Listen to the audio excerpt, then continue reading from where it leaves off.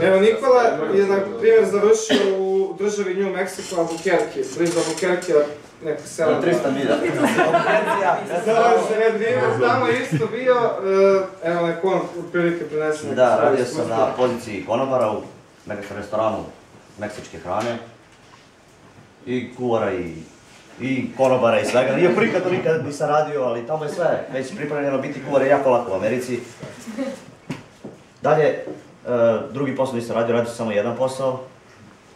Zašto? Da što mi mrzelo? Mogao sam da se nema me mrzelo. Otkrio sam, poslije jedan strastan ribolovac, otkrio sam jezera i reke i išao na pecanje svakog. Što je najbitnije, pare sam uglavnom vratio što sam. Sve sam potrošio ekstra što je bilo i vratio sam što sam uložio. Ovdje sam vratio bez para. Koliko si dugo bio? 4 mjeseca puna. Od 1. juna sam sleteo tamo. Ti radio i kako? Ja samo radio, ja nisam izlazio iz Retrivera. Što mi joj kaže, on je znao dođe na Martu negde avgusta, ali... Pecanje je prosudilo, tako da... 1. augusta smo skypovali jedan dan. I ja moj ubeđen ga Nikola dođe na Martu, ima posla, ima smešta, ima sve i on mu sve u redu dolazim i poslije 2 dana mi javlja, kupio sam dozvolu za pecanje, ne dolazim, otprilike tako gore. Koliko je kako je lulo bio? Bio je dobar, 2 pounds and 20 ounce, kilo i 100, otprilike, pastinka. Dobio sam aplauz. Dobro čorba mi je, dobro. Pekao sam na ruštilju. Svi su došli, gazda sam pekao, gazda je bio baš pravi Meksikanac. Sa brkovima i tako. Zaboravio da kaže da je unapredio španski, pa li englesko. Tamo sam... ¿Qué quieres?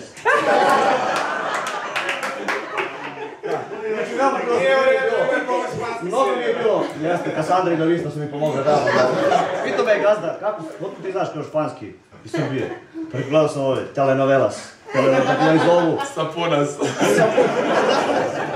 Prilike. Tako da, veoma sam napredio i bilo je fantastično. Idem i ove godine. Upravo pisao fakulteta mi.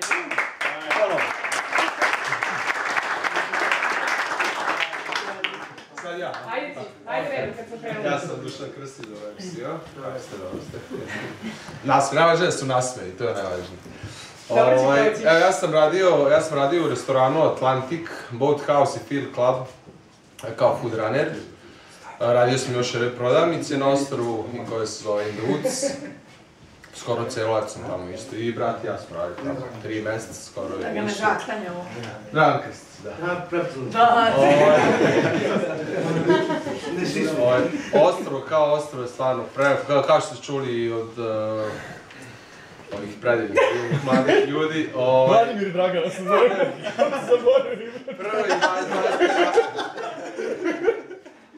Prvih 20 dana su svi kukali, ludeli, vijali poslove na sve strane. Proklinjali.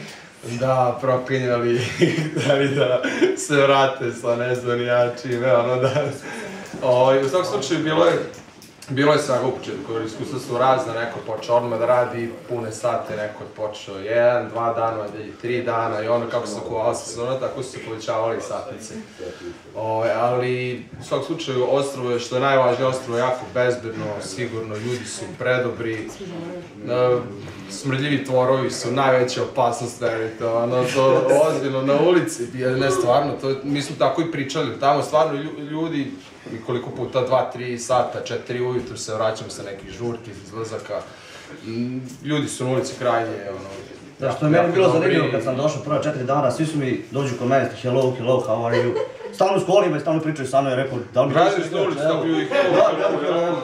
Tamo svako ti kaže hello, znači to je, kažem da u Srbiji kad bi tako nekome rekao na ulici, to bi platio. Potrebno bi ga Svi kao mi nas plaćaju za ovaj Kolika je provizija? Koji ja ne znam, realno bolje od mene presjetim proviziju, a ja sam kao zaposlen. A evo i Tamara. I u svakom slučaju bilo je super, ja bih sada da dužim. Brat, ja sam inače i muzičar, mi smo posle mjesec dana kupili gitare u Bostonu i onda smo u jednom restorana počeli da sviramo 3 puta nedeljno u klubu u sklopu našeg hostela, smo pravili srpske žurke, napravimo svi ovi ljudi, još puta 5 bili. Dobro, nisu bili za nekaj tvoru, ali dobro, oni ste slušali. I da, večera sviramo u Londonu dođe. prevodno.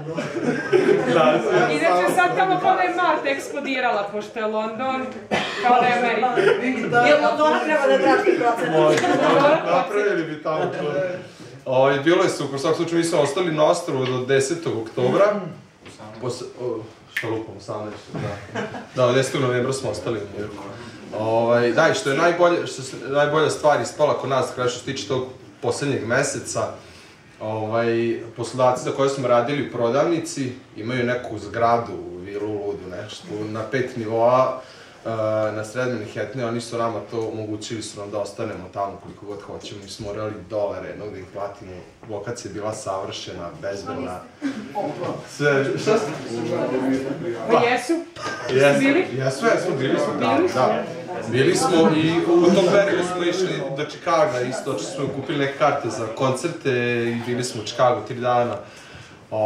Čikago bili super, ali oni su vratili u New York, nisu više nigde putovali, to nam je stvarno, radili smo to kao da nam je to možda jedinstvena prilika da živimo i da budemo na Manhattanu, jedno takvo mesto, lokacija, inače tu jako skupo sve. Juče smo, prije 2 dana smo se čuli s jednom ženom koja radi za njih upravi svaku pirologiju, ona kaže, evo, mogli ste još da budete tu, kaže, nema nikog tamo za Zorani pravi. Ta inače zgrada je na prodaju, zbog toga je nama bilo omogućeno da ostanemo, niko nije živeo tamo i u New Yorku smo svirali u srpskoj kafani, isto da po tamo možete da jedete ćevape, pijete rakiju, sve predivno. New York predivno. Verujem ćete svi ako ovdje stavno ćete završiti u New Yorku, da. Hoćete, verujte mi. Ovo bih ja pričati, o 1000 slika, tamo. Dobro, ako se vidimo. Ćao. Zajedno ćemo, pošto smo mi zajedno radili. Mi smo sem par ekipa. Ne, ajde ti prvo kreni pa zajedno smo radili. Ja sam dobila ovdje posao, nisam prošla prvom job fairu, nego sam na drugom dobila posao hostese u Ocean Clubu, to je neki tamo restoran.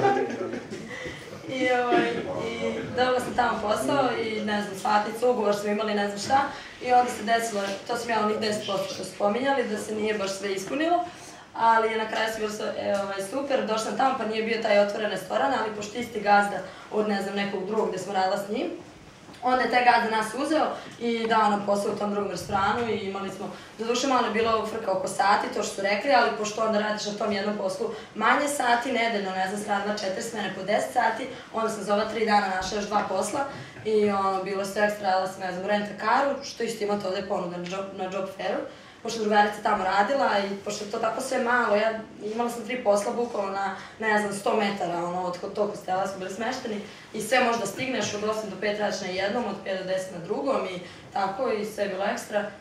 Koliko si dugo bila ti? Ja sam bila od, kad smo, znači 8. juna do 20. septembra. Mislim, otišli smo ranije, mi smo imali ponudu, ne znam do kada smo 10. oktobra. Pa do 25. septembra. Da, dobro, ali ja sam imala ovaj ugovor duže. A koliko si zaradila, jesi nešto vratila? Evo ga pitanje, kako nije prije? Pa zaradilo se dosta, ali smo mi onda otišli do duše. Ali onda je prošlo. Da, i onda su stvarno organizovali neko, pošto smo se združili ovde, niko nije išao sa mnom, ali združili smo se i organizovali putovanja, malte ne manje više, mislim da su svi obišli sve, ne znam, baš su nam rekli da je retko ko toliko obišao, mi smo generacija koji smo svi išli u Las Vegas, Los Angeles, ne znam, ja tamo u San Francisco. Ali nisi se vratila kući? Kući sam vratila para koje sam pozajmila. Vratila si? Da, 3 vratila. Se i putovala?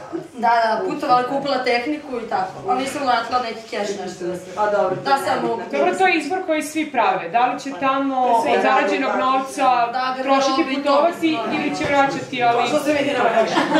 Ti ja sam mi smo ovdje najveći olost. Svi rade, samo čemo opet pitanje. Pitanje za sve njih, svi kažu dosta su zaradili, ovo možda se kaže konkretnu cifru. To nije individualna stvar. Eto, Znaš šta je problem? Iskreno ti kažem. Nisu svi prvo bili na istim lokacijama, nisu svi radili isti broj sati, nisu isti iste troškove i nisu kasnije kako su trošili novac, šta su radili. Tako da je... Može da se vrati kući to što se... Ja sam s jednim poslom, ali može. ali ovako možeš naći još 1-2 minimum.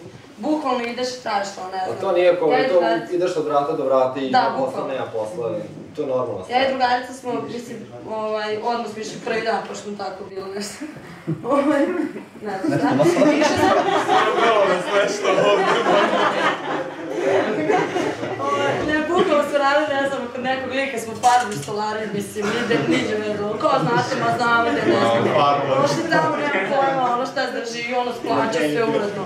Ne znam, bukvalno sve svašta. U butiku preko puta gde smo živili u hostelu, bio butik, ono, sratli kao je, a znamo ih već, ono, svako jutro sjajniš, znaš, ono, hi, how are you, bla, bla. I sratli kao može kao da radimo, pa može, znaš, tako, znači, bukvalno, tamo te na pola posla te zaposle zato što si simpatičan ili ne znam šta, što ne znam, bukvalno i ne trebaš. Tako da nema problema. Još ako znate malo bolje engleski, znači, ono, Ništa, evo, ovo je otprilike bila priča ljudi koji su radili u tom prednjem delu restorana. Prednjem delu restorana, znači sad konkretno sa mušterijama. Ja sam radio u kuhinji, u tom restoranu Seven Bar and Grill, gde smo tamo radili zajedno. Iskreno, došao sam na taj prvi job fair i nisam dobio posao u tom restoranu Atlantik, gde su oni radili. I otprilike je bilo totalno razočarenje ili tako nešto. Nemojte da vas to pokoleba uopšte, zato što bit će posla i ne treba da brinete uopšte oko toga. Čak se ispostavilo da je i bolje, po meni bio ispalo to što nisam dobio posao u tom prvom restoranu, zato što je ekipa u ovom drugom restoranu bila fantastična, ti menadžeri su bili korektni, niko se nije drao na nas i govorio radi, ne znam, ovo, žabu. Svi su bili korektni i što se tiče sati, konkretno kod mene u kuhinji, meni su rekli posle nekog vremena, naravno to što su oni spominjali prvih mesec dana, nemojte da očekujete da ćete raditi 12 do 16 sati dnevno, zato što, pogotovo, na primjer, ja sam 13. maja sam sleteo u Boston, 13. maja sam već bio na ostrvu, 14. maja smo već imali prvi radni dan, iako je ugovor bio od 15. maja. I onda smo polako ulazili u sistem, podučavali su nas, mislim, ja sam došao tamo kao prep cook i kao treba da pomažem kuvaru, a bukvalno ne znam ni jedno jelo koje oni spremaju, ništa. I to da imaju jako puno razumevanja za tih prvih mesec dana, upute vas u sve, vide kako je, šta je. I posle, otprilike od tih mesec dana sam mogao da odlučim sam da li ću raditi svih 16 sati dnevno. Posle sam ja prešao na dishwasher, više nisam radio kao prep cook, ali sam imao $12 na sat i overtime nije bio plaćen, ali sam otprilike mogu da odlučim sam koliko ću raditi sati nedeljno, odnosno dnevno. Koliko ste nedeljno trošili na hranu, recimo? Pa, zavisi, na primjer, ljudi kao Tamara. Ljudi kao oni potrošio sve na pivo.